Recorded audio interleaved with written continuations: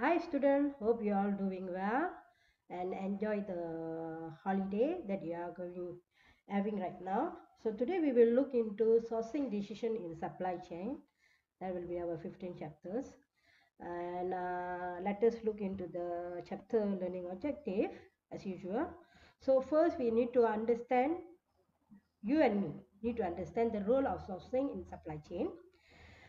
Discuss the factors that affect the decision to outsource a supply chain function, why we need to outsource. Okay, and identify dimension of supplier performance that affect total cost, describe the sharing risks and reward as well, and design a tailored supplier portfolio. So let us look into the role of sourcing in supply chain. Okay, purchasing, or also known as procurement, is the process by which company acquire raw material components, product, services, or other resources from supplier to execute their operation. Okay, so again, purchasing. Also, procurement is the process by which company acquire raw materials, component, product, services, or other resources from supplier to execute their operation. So here sourcing means entire set of business process required to purchase good and services. Outsourcing is supply chain function being performed by a third party. So we involve third party involvement in our supply chain performance. Okay. So question on outsourcing. When I should do this outsourcing? Okay. So three main questions. So first, will the third party increase the supply chain surplus relative to performing the activity in house? To what extent do risks grow upon outsourcing? Are these strategy reasons to outsource? So during your outsourcing, so these are the questions that you need to give attention as well. Okay, benefit of effective sourcing decision. Okay, so first benefit is higher quality and lower cost, better economy of scale, reduce the overall cost of purchasing, design collaboration resulting in easier manufacturing and distribution, lower overall cost, facilitate coordination with the supplier and improve forecasting and planning, lower inventory, improve matching of supply and demand. Appropriate sharing of risks and benefit can result in higher profit for both the supplier and the buyer. Lower purchase price through the use of auctions. In-house or outsource. Okay, we will go each. Decision based on supply chain surplus and risks incurred. Third party increase surplus through. Okay, third party can increase the surplus. Not can increase, it will increase the surplus through capacity aggregation, inventory aggregation, transportation aggregation by transportation intermediaries, transportation aggregation by storage intermediaries, warehousing aggregation, procurement aggregation, information aggregation, receivable aggregation, relationship aggregation, and last, lower cost and higher quality. So the key point here is a third party may be able to provide a sustainable growth of the surplus by aggregating to a higher level than the firm itself. The growth in surplus comes from aggregating capacity, inventory, inbound or outbound transportation, warehousing, procurement, information, receivable, or relationship to a level that a firm cannot achieve on its own. A growth in surplus may also occur if the third party has lower cost or higher quality because of specialization and learning. So what are the factors influence growth of surplus by a third party? Okay, so we divide this into three sections, that is scale, uncertainty, and specificity of asset. Okay, scale. Large scale, it is unlikely that a third party can achieve further scale economies and increase the surplus. Uncertainty, if requirements are highly variable over time, third party can increase the surplus through aggregation. If assets require are specific to a firm, a third party is unlikely to increase the surplus. Okay, so these are the factors that influence the growth of surplus by a third party. So here is a table provide information on the firm scale, uh, specificities of asset involved in function. When the firm scale is low, so the specificity of asset involvement function is low. Then high growth in surplus. So the possibility high growth in surplus. When the firm scale is low and the involvement is high, so it will produce low to medium growth in surplus. Okay, we can see here low to medium growth in surplus. So when firm scale is high and the involvement function is low, so low growth in surplus. Okay, and firm scale is high, involvement is high, so no growth in surplus unless cost of capital is lower for a third party. Okay, this is how you need to read the table. Okay, to understand. So when look at the element of demand uncertainty for firm, when demand uncertainty for firm is low, so and the involvement function of specificity asset also low, so low to medium growth in surplus. And when demand uncertainty for firm is high and the specificity of asset is low, so high growth in surplus and so on. Okay, this is how you read the table. To understand better, you have to go through the book to have a better understanding on these factors. The key point here, a firm gains the most by outsourcing to a third party if its needs are small, highly uncertain, and shared by other firms sourcing from the same third party. Again, a firm gains the most by outsourcing to a third party if its needs are small, highly uncertain, and shared by the other firm sourcing from the same third party. Risks of using a third party. Okay, first risk, the process is broken. Okay, second, underestimation of the cost of coordination. Third, reduce customer or supply contact. Fourth, loss of internal capability and growth in third party power. Fifth, leakage of sensitive data and information. 6. Ineffective contract. 7. Loss of supply chain visibility. And 8 is negative reputational impact. Because third party is, we are outsourcing them. They are not among us. They are just doing certain function of our supply chain performance activities.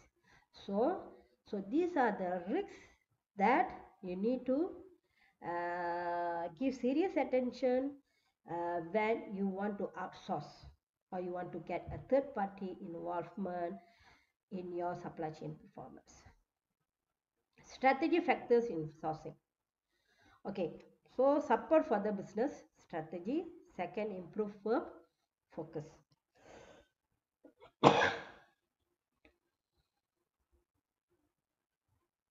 Third party logistic providers. Here, even in Malaysia, we use a lot of third party logistic provider for movement of product. Okay, there are numbers of company involved. Okay, third party logistic, in short we call them as a 3PL. Providers perform one or more of the logistic activities relating to the flow of product, information and funds that could be performed by the firm itself. Total cost of ownership. Okay, so you can see here table on total cost of ownership. These are the performance category. Okay, what are the performance category? Okay, and this is the category components, and is quantifiable or not. Okay, so here everything, if you look at the table, everything can be quantifiable, so the cost easily can be delivered. Okay, the necessary numbers we can deliver from the data.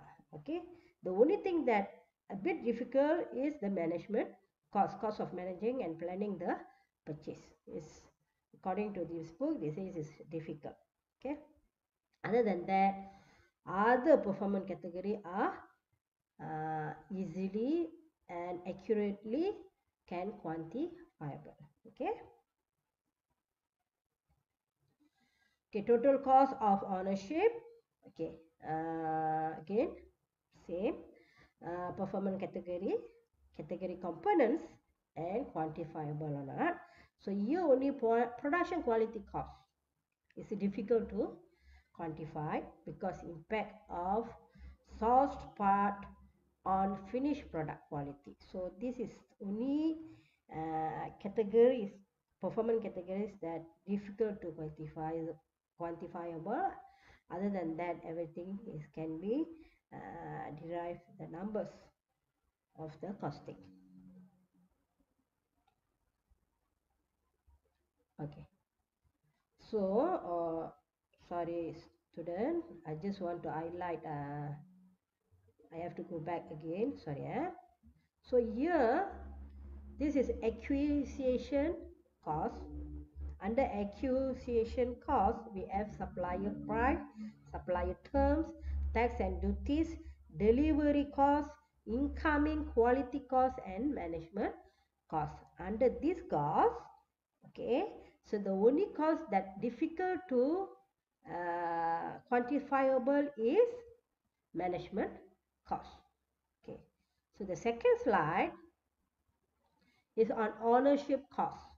Okay, under ownership cost, we have inventory cost, warehousing cost, manufacturing cost, production quality cost, and cycle time cost.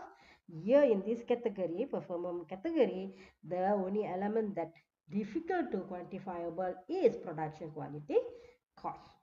So here we will look post ownership cost. Under this category, we have reputation, warranty, product liability cost, environmental costs, and supplier capabilities. Okay, you see, most of it is either no, you cannot quantifiable that reputation, you can't quantify that, and warranty and product liability cost also is difficult. Environmental cost is difficult. Okay, and supplier capability to some extent you can quantify that. Okay. Key point here, supplier performance should be compared based on the impact on the total cost of ownership. In addition to acquisition costs, ownership and post-ownership costs should also be considered. In many instances, a higher acquisition cost is more than compensated for by lower ownership and post-ownership cost.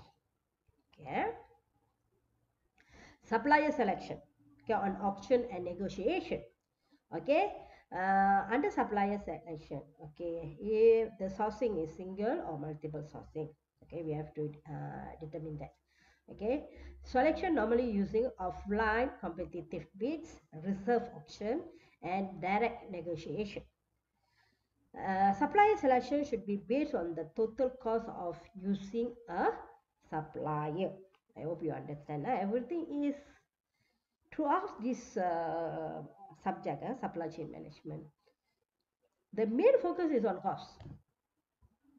You have to minimize the cost and maximize the profit. That is our ultimate goal. So any decision making that you want to do, it should be based on the amount of cost that involve. How reasonable the cost will be for your business performance. Okay, auction are best used when the quantifiable acquisition cost is primary component of total cost. Auction are not appropriate if ownership or post-ownership costs are significant.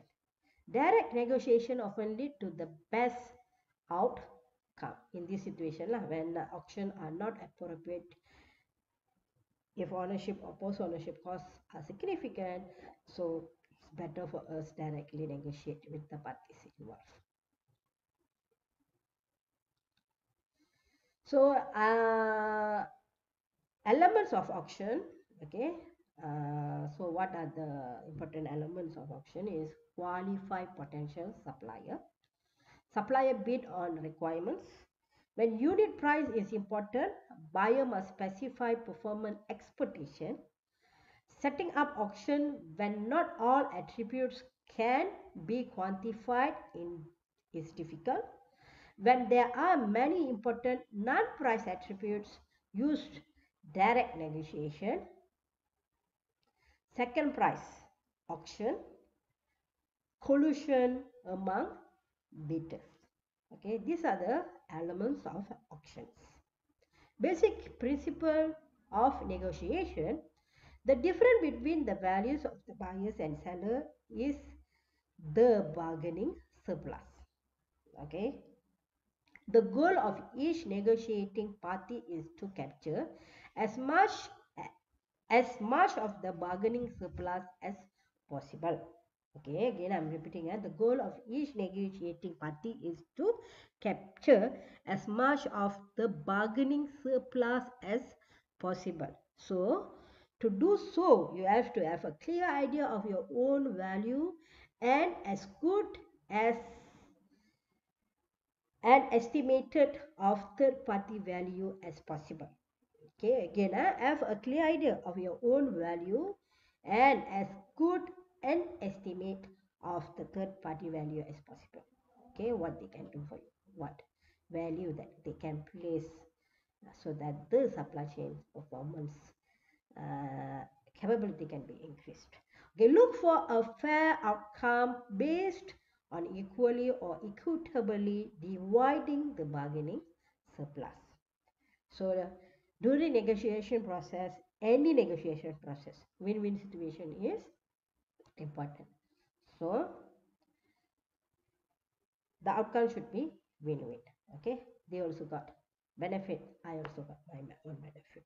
Okay. Sharing risks and rewards in the supply chain. Independent actions by two parties often result in lower profits than could be achieved. Stronger firm tend to push risks onto the supply chain partner. Stronger means, I hope you understand, stronger in terms of financial. So they have more power, so they tend to put the risk on the supply chain partners.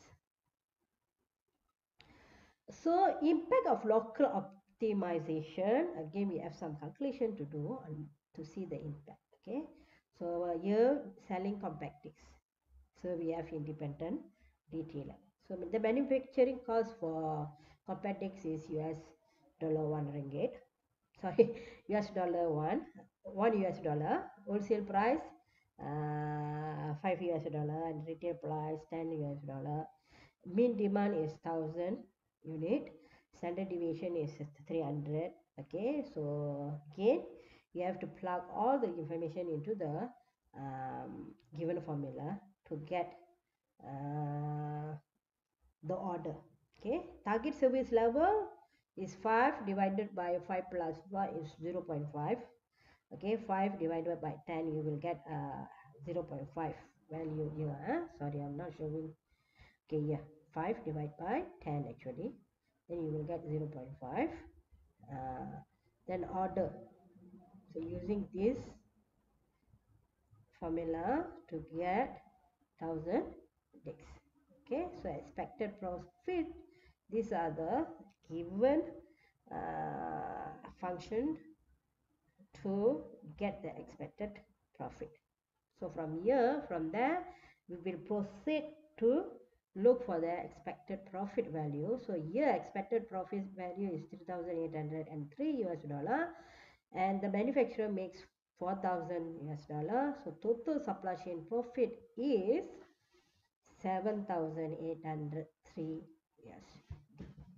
Okay, so this is the total supply chain profit.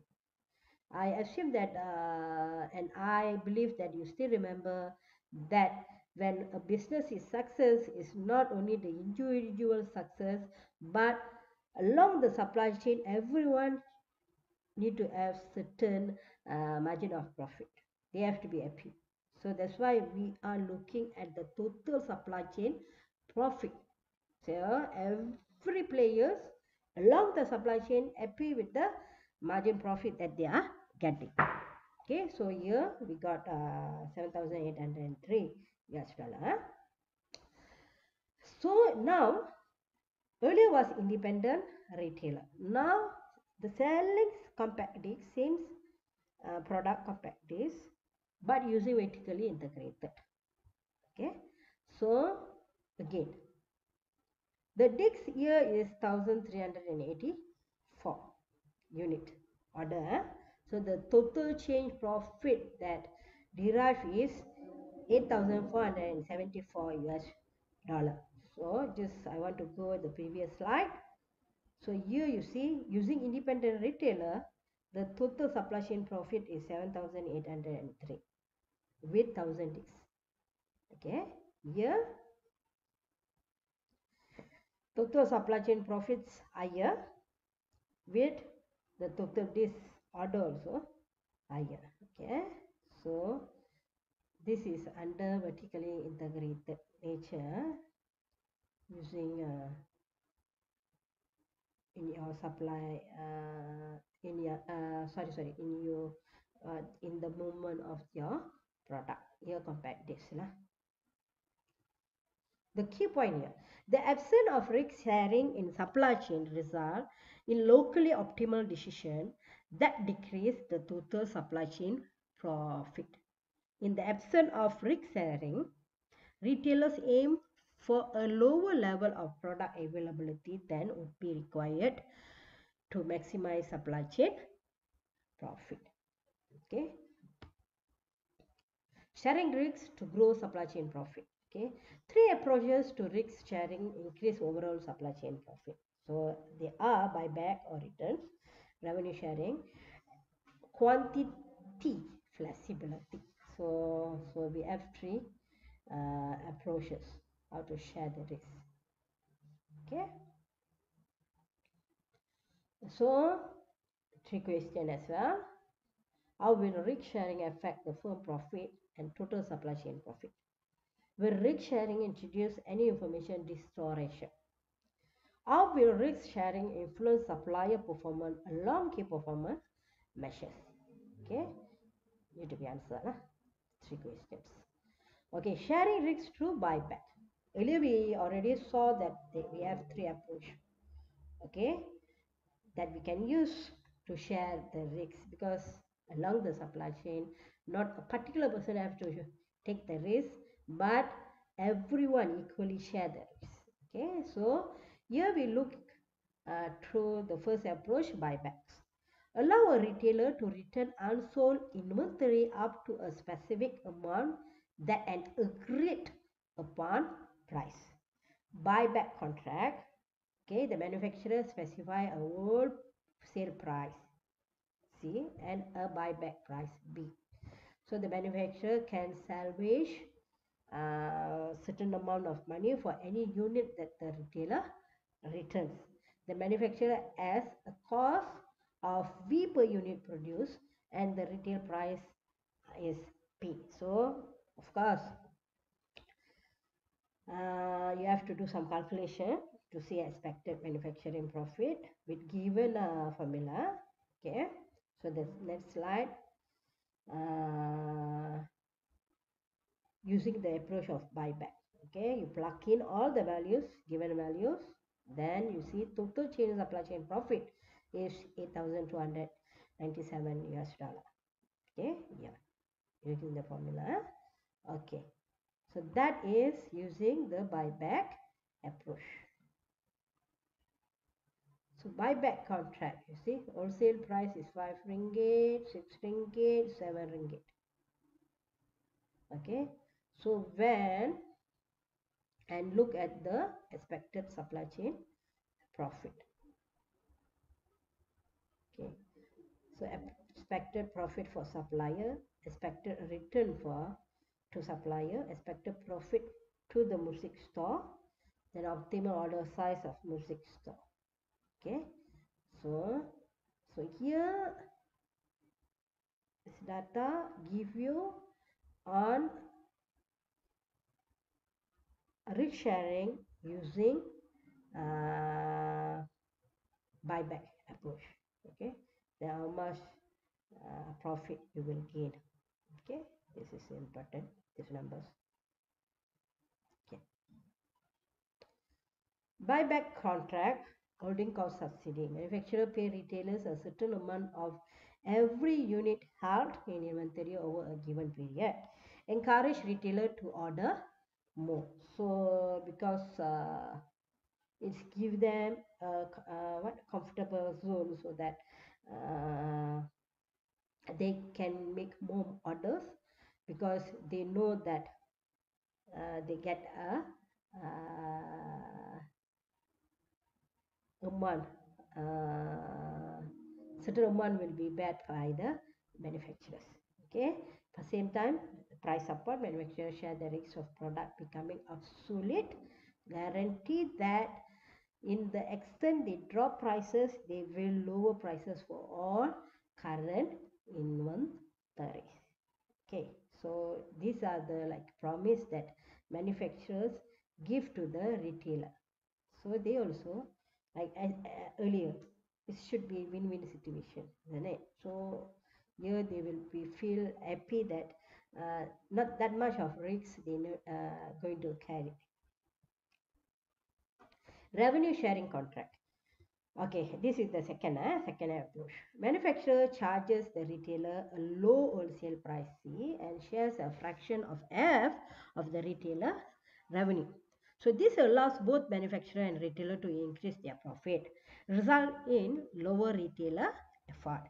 Require an information infrastructure and information distortion result in excess inventory in the supply chain and a greater mismatch of supply and demand.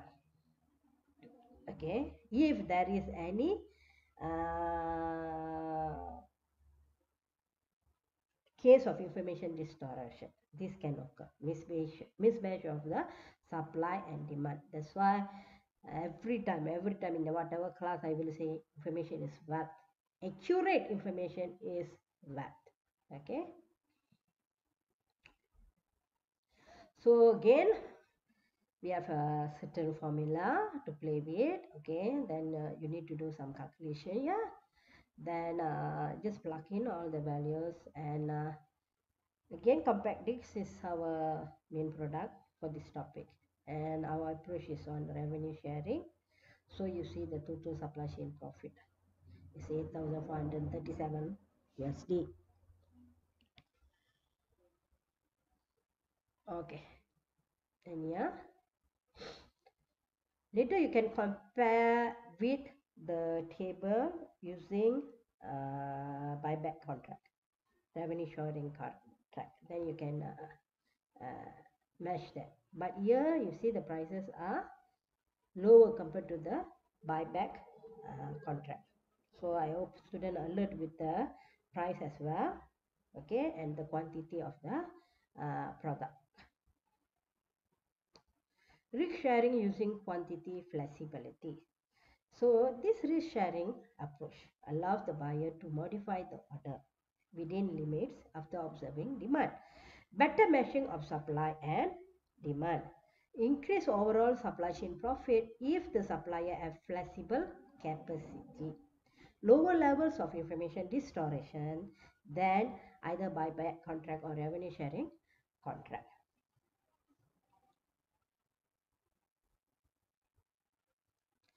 Risk sharing using quantity flexibility. Okay, retailer order 0 unit, manufacturer commit to Q. Okay, retailer commits to Q. So you see, so formula expected quantity purchased by the retailer here. This is expected quantity sold by the retailer. These are the given mathematical formulas. Okay, and here expected quantity overstock at manufacturer. Okay, QR minus DR expected retail profit. Okay, all the exercise given in the chapter will be that you will help you to understand more on these formulas. Then you plug in all the information, needed information. Then you will get, okay, Q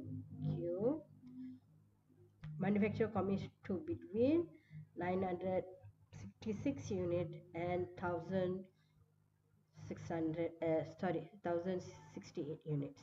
Okay, so plug in all the information, given information into the given formula. So expected retailer profit, you can see 4038 USD. Okay, whereas manufacturer is 4007 USD. So the total chain profit, you should plus this both, then you will get 8045 USD. Okay, so you see with the retailer quantity purchased is 1015 unit, expected quantity sold is 911 unit. Okay, so there is a balance here. So the balance unit is 104 unit. Okay, so that's why use all the given formula, plug in all the numbers, then we will get the expected retail profit and as well as expected manufacturer profit. Then both of these you have to plus to get the total supply chain profit. So these are given table. Okay, you see here alpha, they're using alpha, beta, and here the wholesale price. Okay, is look like similar with the buyback contract approach. So you can compare three approach table. Okay, compare on the profit level, on supplier profit level, retailer profit level. Okay, the quantity that been sold. Okay, many things you can compare. Okay, key point here in this chapter. Okay, risk sharing in a supply chain increases profit for both the supplier and the retailer. Risk sharing mechanism include buybacks, revenue sharing, and quantity flexibility. Quantity flexibility contracts result in lower information distortion than buyback or revenue sharing contract when a supplier sells to multiple buyers or the supplier has access flexible capacities. Okay. Okay, contract to coordinate supply chain costs. Differences in cost at the buyer and supplier can lead to decisions that increase total supply chain costs. A quantity discount contract may encourage the buyer to purchase a larger quantity, which would result in lower total supply chain costs. Quantity discount lead to information distortion because of order batching. Contract to increase agent effort, using agent now. In many supply chain, agent act on behalf of a principal and the agent effort affect the reward for the principal. A two-part tariff offers the right incentive for the dealer to exert the appropriate amount of effort. Therefore, contract increase information distortion offer the fall incentive over a rolling horizon. Okay. Contract to reduce performance improvement. A buyer may want performance improvement from a supplier who otherwise would have a little incentive to do so.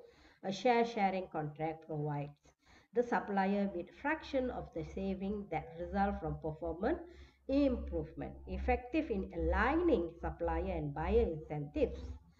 When the supplier is required to improve performance and most of the benefit of improvement accrue to the buyer.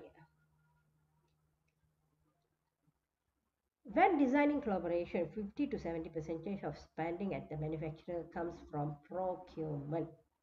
80% of the cost of purchase part is fixed in the design phase. Design collaboration with supplier can result in reduced cost, improved quality, and decreased time to market. Design for logistics, design for manufacturabilities also will help in reducing the cost as well. Modular, adjustable, dimensional customization are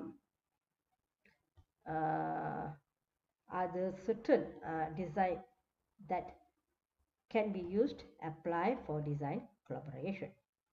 Key point. Supply chain incentive can have unintended consequences when the third-party information and action are hard to observe. It is important to understand and address the negative consequences of these incentives. Designing a sourcing portfolio. So here tailored sourcing. We will look at the tailored sourcing. Option with regard to whom and where to source from. Produce in-house or outsourced to a third party. Will the source be cost efficient or responsive? Onshoring, nearshoring, or and offshoring. Okay, so you have to make options. Okay, when you want to tailor the sourcing. Okay, tailor supplier portfolio based on a variety of product and market characteristic. So this is a table that will explain the designing sourcing portfolio. Okay, when you look at here is product life cycle. Okay, product life cycle, we know that we have like how many stages: introduction, growth, maturity, decline. 4 main stages. Okay, so the responsive source here early phase. Early phase means here will be on the introduction of growth. The low cost source will be on the maturity phase. Okay, because people already know about your product. Okay, so here you need more effort. Okay, put more effort. You have to move the product very fast to respond to the consumer order.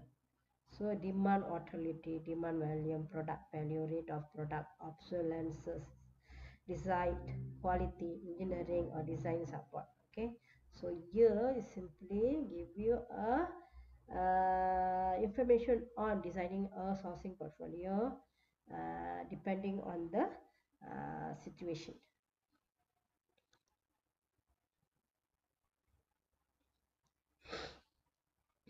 See, rate of innovation, demand volatility, label content, volume of weight to value ratio, impact of supply chain disruption, inventory cost, engineering and management support. Okay, so onshore, nearshore, and offshore. Okay, so it's summarized. So I think in the book they give you a detailed explanation on this table. Kindly read and understand. If you don't understand, you can ask me through our clip platform. Okay, key point here. Firm must consider tailored sourcing strategies that couples responsive onshore or near sources with low-cost offshore sources. The responsive onshore sources should focus on high-value product with high demand authority, whereas the low cost offshore sources should focus on lower value, high volume product with high labor content.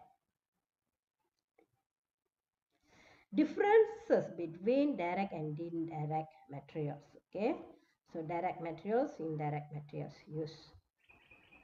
use production, indirect direct material that we use for production. Okay, then maintenance, repair and support operation. This is to maintain the machine, everything. Okay, accounting cost of the goods sold. So here selling, general and administrative expenses, payroll, blah blah. Here, okay, impact on production. Any delay will delay production. Okay, less direct impact. Processing cost relative to value of transaction is very low here, direct material, but in terms of indirect materials is high. Number of transaction is low here when dealing with the direct materials, but for indirect materials is very high. Okay, product categorization, you see. So this is critical, this is value or cost. So look at this quadrant, general item. So critical is low, value also low. Critical item, value cost is critical is high and the value is considered here low. Strategic item, yeah. So both also in high, value is high and criticality also high. Bulk purchase item, the value is high. Okay, value and cost is high, whereas with low critical issues. Risk management in sourcing, inability to meet demand on time. Okay, because it's frankly speaking, is very difficult to match demand and supply. So normally we have this inability to meet demand on time, and increase in procurement costs. Yes, for example, all prices up, so it will definitely increase the cost of procurements. Loss of intellectual property. Okay, so these are the three main elements that can uh, increase the risks as well, but at the same time we can manage these risks in sourcing. Making sourcing decision in practice, you'll use multifunction teams. Okay, ensure appropriate coordination across regions and business unit. Always evaluate the total cost of ownership, build long-term relationship with key suppliers. So, as mentioned earlier, beginning of the chapter, to be able to understand the role of sourcing in supply chain, why we need source and why need outsource, and what are the decisions need to make during the outsourcing. Okay, when you look for third party logistic, all those elements, and we have a certain calculation also we went through. So all the numbers will guide us in our decision making. And we also discussed factors that affect the decision to outsource a supply chain function. I assume that you are able to identify dimension of supplier performance that affect total cost, able to understand the structure, successful auction and negotiation, describe the impact of risk sharing on supplier performance and information distribution, and design a tailored supplier portfolio. So we already end on this sourcing